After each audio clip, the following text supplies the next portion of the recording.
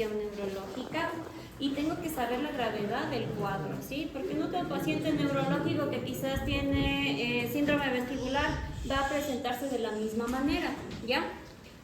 Y de acuerdo a eso, yo puedo dar un pronóstico y un tratamiento adecuado en ese paciente. Y antes de dar el pronóstico y el tratamiento, yo sé qué pruebas complementarias me van a servir en ese paciente para poder confirmar mi diagnóstico, ¿ya? ¿Sí? Entonces, ¿cómo diferencio? Lo más importante es diferenciar los signos cefálicos de los signos que yo puedo tener a nivel medular, ¿sí?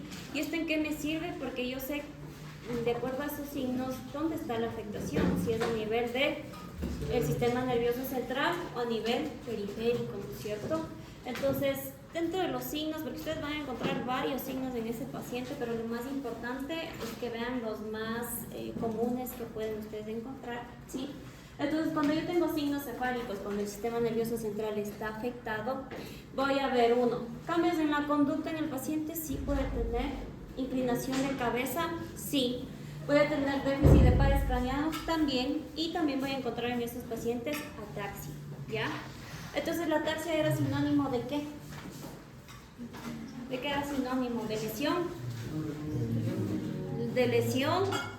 Ahí había una diapositiva de ataxia, y aquí era sinónimo de lesión cerebral. Exactamente, muy bien, ¿ya? Y cuando yo sé que el paciente tiene solo signos medulares, que la lesión neurológica está a nivel de la médula espinal nada más, puede ver que tengo anomalías en los reflejos espinales, que ya vamos a ver cómo ustedes pueden ir haciendo el examen neurológico, ¿sí? Vamos a ver el tono muscular, ¿no es cierto? Y vamos a ver si ese paciente tiene paresia o parálisis, ¿sí? De miembros. ¿Cómo se llamaba cuando tenían parálisis de los miembros posteriores? Paraplegia. ¿Cómo se llamaba? Paraparesia. Paraparesia. Entonces, ¿qué materiales necesitamos importante para hacer un examen neurológico? Martillo de reflejos, sí, tengo los dos son martillos de reflejos, sí, este es el Book, sí, y este es el Taylor.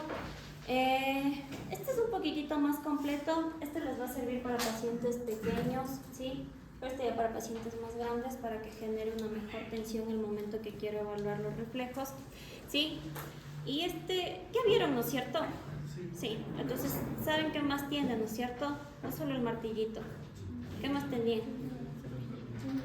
Tenía esta agujita, ¿para qué me servía? Para ver sensibilidad, ¿no es cierto? Esta sensibilidad profunda. Y el cepillito que tiene acá abajo, ¿para qué me servía? Este, en cambio, superficial, ¿no es cierto? Ya, muy bien. ¿Ya?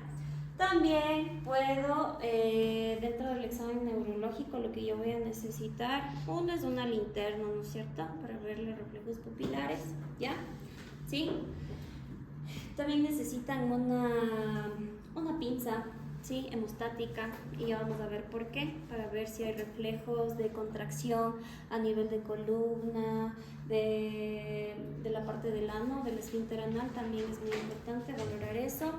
Con eso también yo puedo pellizcarle o hacer una presión interdigital en el paciente para ver si hay sensibilidad, ¿no es cierto?, profunda en el paciente, ¿ya? También es necesario un otoscopio para revisar en qué pacientes yo tengo que utilizar esto. Ya, entonces si viene el paciente con sospecha de que tiene un problema neurológico, ¿qué es el principal síntoma que yo voy a decir? No, este paciente también tengo que revisarle los oídos. La dedo de cabeza, porque tiene un síndrome vestibular, ¿no es cierto? Muy bien, ya. Entonces, como que no es tan necesario que lo tengan inicialmente, me puedo quedar solo con nada más para revisar, ¿ya? Como les decía, los dos martillos de reflejo, este es muy bueno, es más completo, pero quizás si quiero valorar reflejos en un paciente muy grande, ¿sí? No me va a ser muy útil, porque la tensión que voy a ejercer no va a ser tan amplia como el otro martillo, el de Taylor, ¿ya?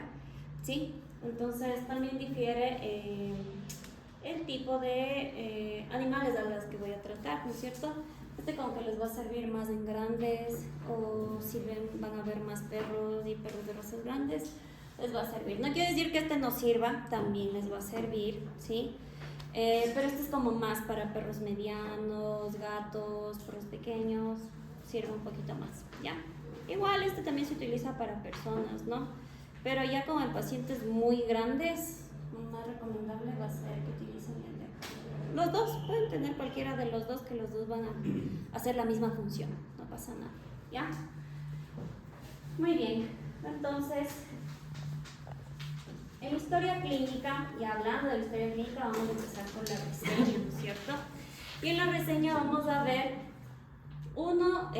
importante ver en la predisposición de especies, ¿no? ¿Qué enfermedades neurológicas tengo más predisposición que el paciente tenga signos neurológicos? Por ejemplo, en los caninos, lo más probable, encefalomielitis, ¿a causa de qué? Lo más común, la enfermedad infecciosa, el moquillo, ¿cierto? ¿Ya? O si es un paciente joven, un cachorrito que viene convulsionando, atáxico, lo más probable es que tenga hidrocefalia, y esa hidrocefalia sea congénita, ¿ya? Si me voy en los felinos, puede ser que tenga panleucopenia. La panleucopenia en sí, ¿qué es? ¿Alguien sabe qué es la panleucopenia felina? Es el parvovirus de los gatos, ¿no es cierto? Pero si se contagian muy chiquititos, apenas nacieron, lo más probable es que también generen lesiones neurológicas, ¿sí? Entonces voy a tener una aplasia cerebelosa en esos pacientes, o que quizás la mamá se contagió, tuvo una inmunosupresión, el virus se activó, a la mamá no le va a hacer nada, pero a los cachorritos que están gestantes obviamente va a generar eso, ¿ya? En equinos, de las enfermedades que más probablemente puedan generar signos neurológicos, va a ser la mieloencefalitis protozoaria o la neuritis de caudequino, ¿ya? ¿Sí? Estos en sí que van a generar, esto obviamente va a generar lesiones a nivel del sistema nervioso central. Y si es lesiones a nivel del sistema nervioso central, ¿qué voy a ver en el paciente? De lo que ya vimos, 2 diapositivas antes. ¿Qué signos voy a ver? No, a nivel del sistema nervioso central, ataxia, ¿no es cierto? ¿Qué más voy a ver en ese paciente? Si es central más, lo más probable, porque algo está pasando a nivel del sistema nervioso central. Incluso, bueno, dentro de los otros puede tener síndrome vestibular, podría ser, dependiendo, ¿no es cierto? ¿Qué más tendría? Va a cambiar la actitud. Los pacientes que tienen lesiones a nivel del central van a estar estuporosos, comatosos, ¿no es cierto? Van a tener cambios de conducta, ¿sí? Y en bovinos, la listeria o la encefalopatía espongiforme bovina. ¿Cuál es esa? ¿Cómo también se la conoce? Sí, el síndrome de las vacas locas. Ajá, sí. Ajá, sí. Y tanto la listeria como la encefalopatía se da por contaminación de alimentos, ¿sí? Porque no hay un buen manejo en la alimentación. Entonces ahí se puede dar estos tipos de patologías. Entonces, el síndrome de vaca locas no era porque le daban carne de vaca a la vaca. No, es por un prión, que es como una proteína inestable que actúa como agente infeccioso, y eso ataca directamente a nivel del sistema nervioso central. Ajá. Puede ser una causa, no sé a ciencia cierta bien toda la patología de la enfermedad, porque no me gustan las vacas, pero obviamente más o menos sé que es por un prión. O sea, el agente causal no es en sí ni una bacteria, ni un protozoario, ni un virus, nada, es un prión, que es como una proteína que actúa como agente infeccioso, y eso es lo que genera toda la fisiopatología de la enfermedad, ¿sí? Es un poco compleja la fisiopatología de esta enfermedad, cómo actúa, ¿sí? Sería bueno que investiguen un poco, de tarea para el próximo año. Eso sí, busquen en ChatGPT y vayan a leer. Sí, ya, que les quede ahí de dudas. Ya. Ahora, dentro de la reseña también es importante ver la parte de las razas y qué enfermedades yo puedo encontrar asociadas a diferentes razas. Dentro de los perros, los braquicéfalos tienen alta predisposición a tener tumores primarios a nivel neurológico, a nivel central, ¿sí? Y normalmente los PUCs incluso tienen una enfermedad degenerativa a nivel de las meninges, entonces, y es predisponente de la raza de los PUC. No me acuerdo cómo es el nombre, porque el nombre es muy largo de esa enfermedad, pero es como una meningitis necrotizante del PUC, o sea, específica del PUC, ¿sí? ¿Ya? También, por ejemplo, predisposición en razas gigantes, como Gran Danés, Doberman. El Doberman en sí también tiene predisposición a tener el síndrome de Wobbler, que eso también investiguen cómo es, pero normalmente el síndrome de Wobbler es que el perro está así, todo el tiempo así. Entonces tiene una lesión aquí a nivel cervical, ¿sí? Tiene una neuropatía que afecta a nivel cervical y es muy predisponente de los Doberman, pero de los Doberman grandes, no de los chiquitos, ¿ya? ¿Sí?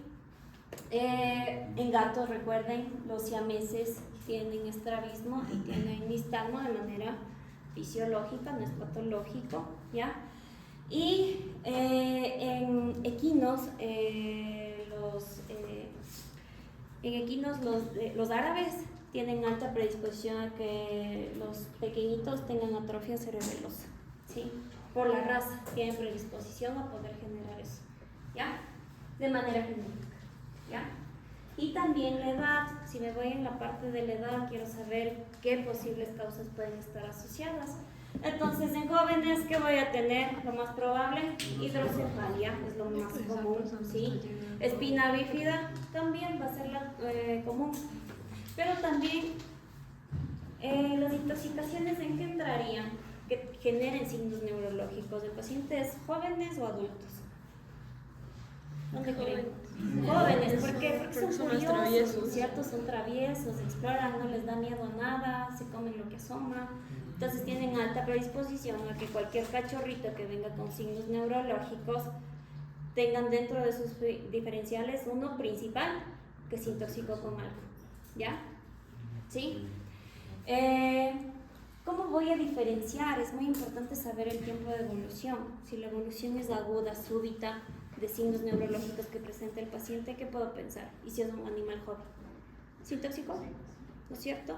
Pero si es progresiva, quizás ese paciente desde chiquito fue diferente a los hermanos, no tiene buen peso corporal, es lento en el desarrollo, tiene movimientos lentos, no es tan activo, lo más probable es que tenga hidrocefalia, ¿no es cierto? ¿Sí? Y hay pacientes que de acuerdo al grado de hidrocefalia, no es que van a ver que tiene la cabecita así aumentada, hay otros pacientes que tienen como la complexión normal, pero tienen retardo en hacer cosas, caminan medio lento, como que titubean, son lentos para pensar, digámoslo así, ¿ya? Pero ese paciente está teniendo hidrocefalia. Si esa hidrocefalia va aumentando, se va poniendo un poco más marcada en el transcurso de lo que va creciendo el paciente, y ya puede ser que el paciente llegue con convulsiones porque aumentó la presión intracraniana, ¿sí? Entonces ahí es recién donde dicen, no, algo le está pasando a mi perrito, pero es que ya ha venido antes cambiando de actitud, es más chiquito que los otros, es medio lento, cosas así, ¿no es cierto? Entonces ahí es también donde yo puedo diferenciar, decir, a ver, puede ser lo más probable que este paciente sí tenga algún problema neurológico, genético, y si obviamente el perro estaba súper bien, pero de la noche a la mañana, en cuestión de horas, empezó a convulsionar, está estuporoso, en general, lo más probable es que se intoxicó, algo se comió. O algún trauma también podría ser, ¿no es cierto? Si vamos al tema de adultos, ¿qué es lo más probable que tengan? Procesos degenerativos o incidencia de neoplasias, es lo más común que van a encontrar. Entonces, dentro de eso, ustedes van a hacer sus diferenciales, ¿ya? Y tanto sus diferenciales, ustedes pueden ver que ya por la edad, por la raza y por la especie, yo ya puedo ir generando diagnósticos diferenciales en ese paciente, ¿ya? Por el sexo, no hay mayor cambio, pero es importante que ustedes sepan que los adenocarcinomas, que pueden ser a nivel mamario o prostático, pueden generar metástasis a nivel cerebral, ¿ya? Sí, tienen alta predisposición a que la metástasis sea en el cerebro, ¿ya? Entonces, si yo sé que tengo un paciente, ya sea hembra o macho, que está castrado, esterilizado, quito esto, no tengo predisposición para que los signos neurológicos sean por alguna metástasis, ¿ya?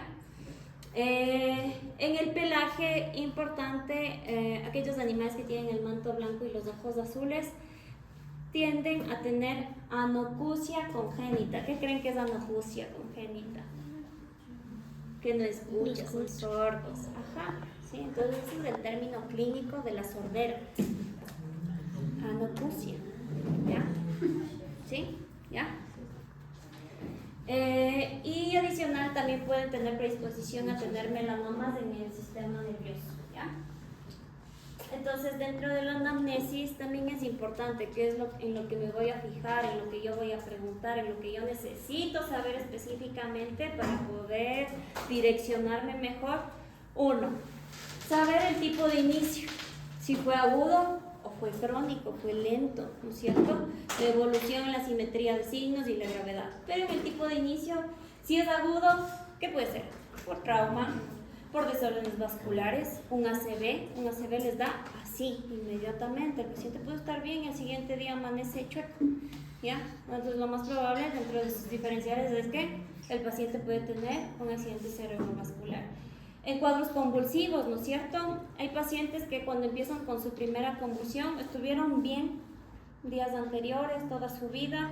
Las convulsiones también cuando son de carácter genético empiezan a aparecer en una etapa de la vida específica. Por ejemplo, la epilepsia idiopática en perros, no es que le vamos a ver al perro de 1 año, de 6 meses, de 2 meses que está convulsionando, ¿no? La epilepsia idiopática en caninos se da en la etapa adulta, en perros que empiezan desde los 4 o 5 años. Si vemos que empezó de la nada a convulsionar, tengo la predisposición por la edad, ¿sí? Que probablemente ese paciente tenga una epilepsia idiopática, ¿ya? Cuando es crónico, obviamente van a ser en cuadros inflamatorios, tumores degenerativos o de origen metabólico, ¿ya? Entonces la evolución, si es progresiva, acuérdense, van a ser por inflamaciones, causas degenerativas, neoplasias, ¿sí? Y en regresivas, es decir, que el paciente tuvo un episodio con algún signo neurológico, pero se va debilitando, o sea, ya va mejorando el paciente. Puede ser porque tengo una masa que se está reduciendo, un hematoma, por ejemplo, se aumentó la presión intracraneana, ¿sí? O una lesión vascular. El ACV bien manejado en un paciente hace que sí se revierta la mayoría de signos clínicos si es bien manejado, ¿sí? Entonces el paciente que vino con parálisis facial, que vino con marcha en círculos, que vino con síndrome vestibular, si yo diagnostico bien ese paciente, el paciente se va caminando sano, todo normal, ¿ya? Entonces ahí sería una evolución regresiva, ¿ya? Por la lesión. Si hablamos del examen objetivo particular en inspección, ¿qué es importante valorar? El área anatómica de la lesión, las lesiones, si es una lesión encefálica o una lesión de la médula espinal, ¿no es cierto? Revisar el sensorio, la actitud, las fascias, la simetría muscular y la marcha, todo lo que ya vimos, ¿no es cierto? Ya, todo eso ya vimos, ¿ya? Entonces ahorita les voy a tomar prueba.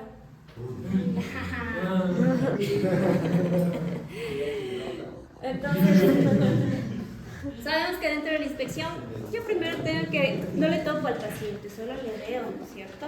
¿Ya? Entonces dentro de eso también debo ver el comportamiento. Y dentro del comportamiento el paciente... la vajilla ahí. ¿Ya? Dentro del comportamiento que tengo que ver cómo es la actitud del paciente y también asociarlo al rato que yo le estoy preguntando al tutor. Si el tutor me dice, ¿sabe que mi perrito era tranquila pero ahora está agresivo? algo le puede estar pasando en el coco, ¿no? ¿Cierto? ¿Ya? ¿Sí? Si, por ejemplo, él no le gustaba que le toquemos mucho o estaba siempre conmigo, pero ahora se aleja y como que está incoordinado, titubea mucho al hacer varias cosas, también es un cambio comportamental, ¿no es cierto? En pacientes viejitos, cuando tienen disfunción cognitiva, muchos pacientes duermen en la mañana, en la noche están aullando, ladrando. Ese también es un cambio de conducta que me está indicando que tengo un proceso degenerativo, ¿no es cierto? Y eso también con qué lo asocio, con la edad del paciente, ¿no es cierto? Con la especie, saber qué predisposición tiene esa especie para generar una disfunción cognitiva igualmente, ¿ya? ¿Sí? Ahora en el sensorio también que teníamos que ver cómo describen cada imagen. No, en el sensorio. En el sensorio, exacto. Vamos a hablar de comatoso, estuporoso, alerta, ansioso. Este que está mimido. ¿Ah? Puede ser Puede estuporoso, ser comatoso o comatoso. estuporoso. ¿Cómo diferencio? Los estímulos. Ya. Le pellizco y no me responde. Comatoso. Le cojo la pata y si me mueve. Estuporoso. Este igualmente. Mimido. Si le hago así. Si mueve el ojito. Estuporoso. Estuporoso. Si le hago así no mueve nada. Ya. Ese sí estaba comatoso, creo. Ese era el video que nos puso. Este no está comatoso ni estuporoso porque no está en decúbito lateral. Entonces, ¿qué está? En omnilación. Ajá, sí, muy bien. ¿Ya? Y en el sensorio, ya, otra. A ver, ¿qué está? Alerta. Nervioso, sí, muy bien. Sí, está bien. ¿Y este? Achicopalado, sí. Está triste, está como que débil, pero algo le está pasando, ¿no es cierto? ¿Ya? ¿Sí? Entonces, todas esas cosas es lo que ustedes deben valorar, ¿ya? Ya, en la postura, ya vimos igualmente. Este paciente, ¿qué le ven? Síndrome vestibular. Tiene ladeada la cabeza, entonces lo más probable tiene un síndrome vestibular. Muy bien. Este paciente, Cefalea. lo más probable es que tenga cefalea, porque está haciendo un pressing head, ¿no es cierto? Aquí, ¿ya? Falta de propiocepción. Ya, ¿y qué pueden pensar que tiene ese paciente? La parte braquial. El plexo braquial, ¿no es cierto? Lo más probable está lesionado. Ya, muy bien, eso es lo que quiero que hagan cuando vean al paciente. Ya. En la postura, Epistóteles. ¿cuál es esta postura? Epistóteles. Sí, opistótomos, muy bien. ¿Y se acuerdan que había otra postura de Sheep Sherrington? ¿Cómo diferenciaba la una con la otra? Están los cuatro miembros en extensión. Y el de Sheep Sherrington, solo los anteriores y los posteriores estaban flácidos. Sí, ya, muy bien. Los dos tenían dorsiflexión, ¿no es cierto?, del cuello, ¿ya? ¿Y eso qué indicaba? Que no puedes respirar. ¡No! Ah, no. Que tenía ¿Qué? descerebración. Descerebración. Muy bien. Y ahora miren que esta postura no les di, pero les puse ahora. ¿Cómo pueden describir a ese paciente? ¿Cómo está? Ya, la postura. ¿Cómo está? Sí, pero los miembros extendidos están para un lado Está chueco. y la curvatura del cuello y la cabeza está para otro, ¿no es cierto? Este en cambio se llama pleurostótomos, ¿ya? ¿Sí? Entonces, el pleurostótomos en cambio es una desviación exagerada de cabeza, cuello y tronco hacia un lado. ¿Y si ven la diferencia del uno con el otro? Sí, el uno está en decúbito lateral y el otro sí como que está más chueco, ¿ya? Está más torcido que el otro, ¿ya? ¿Sí? Muy bien. Ahora, este paciente que tiene ¿Qué postura? Eso está, sí, Ajá, sí. ¿por qué? Porque están los miembros posteriores, están... Esos ya están recogidos, ¿no es Ajá. cierto? ¿Cuál es la diferencia con el de acá? Que aunque está para adelante, pero está en Extendido. extensión, ¿no es cierto? Ya, muy bien. El gatito, ¿qué tiene? Síndrome vestibular. Síndrome vestibular, está con mareo de cabeza, muy bien. Y miren, aquí los puse como un gráfico para que puedan diferenciar, ¿no es cierto? Entre la rigidez, ustedes van a ver en el paciente, ¿sí? ¿Sí notan? ¿Sí? Normalmente en la de Sheep-Sherrington, ¿qué van a ver? Flacidez de los posteriores. Y en la de opistótonos, rigidez de los cuatro miembros, ¿no es cierto? Los dos van a tener dorsiflexión, ¿no es cierto?, del cuello. Muy bien. Ya, entonces, los dos me indican deceleración, ¿no es cierto? Pero este de opistótonos es de cerebración, o sea, todo el cerebro. Y este, en cambio, la de Sheep-Sherrington es de cerebración. específicamente, ¿ya? Pero los dos, obviamente, están afectados el central, ¿sí? Ya, muy bien. Y la marcha, miren. ¿Qué tiene esa? ¿Qué términos usábamos en la marcha? La propia Muy bien. ¿Tiene paresia o tiene parálisis? Sí, muy bien. Si es de los dos miembros posteriores, parálisis. Muy bien. Lo veamos de acá. Parálisis. ¿Qué tiene? Tiene parálisis. ¿Qué tipo de parálisis? Por ejemplo, al inicio tiene una parálisis. ¿Ahí qué tiene? Paraplegia. Tiene paresia. Parece. Porque solo hay debilidad, ¿no es cierto? Ya. Pero al inicio del video tiene parálisis. Tiene parado.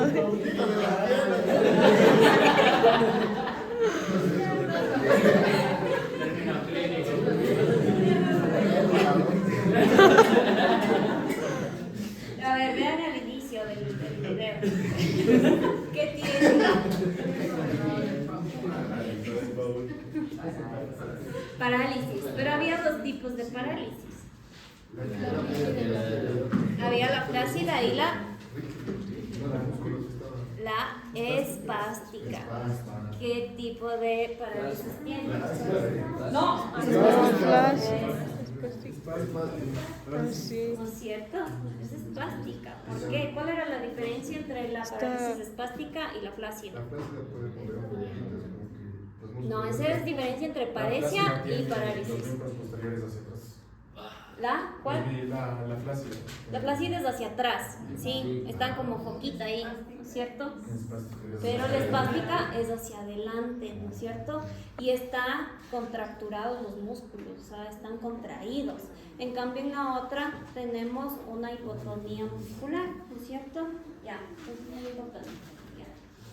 A ver, ¿qué tiene?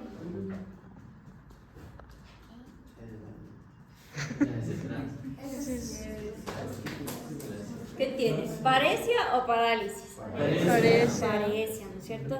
Si es de los miembros posteriores es paraparesia. Muy bien. Si yo veo esto, ¿qué diagnóstico le doy al paciente? ¿Qué diagnóstico diferencial? ¿Qué puedo pensar que tiene ese paciente? ¿Ah? Una hernia discal, lo más probable. Entonces, obviamente, el problema va a estar a nivel del canal natural. ¿Sí? Muy bien. ¿Hay algún otro que pueda provocar eso solamente? Es que ahí también vas a ver la predisposición racial. Por ejemplo, ¿qué razas son predisponentes para tener hernias discales? Claro, los que tienen patas cortas y columna muy alargada. Entonces, dentro de esos, ¿cuál entramos? Dachshund, ¿cuáles más? ¿Cuáles son así?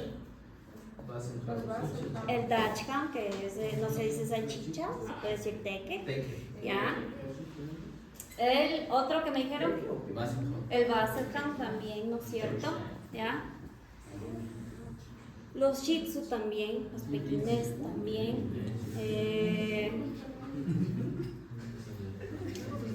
Ellos como que tienen predisposición directa. ¿Cuáles pacientes tienen predisposición a tener hemivértebras que puede generar una hernia discal? ¿Qué raza? ¿Qué raza era? Los que tienen predisposición a tener hemivértebras, y eso sí vimos el anterior semestre. Hemivértebras, a nivel torácico. Eso en imagenología vimos. Qué bien. ¿Cuál? Braquicéfalos, ¿como cuál raza? El bulldog. El bulldog francés. El bulldog francés. Ajá, muy bien.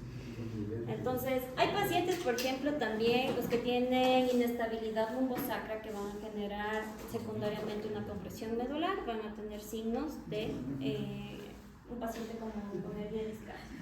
Entonces, recuerden, cuando, ¿esta qué era? ¿Qué parálisis era?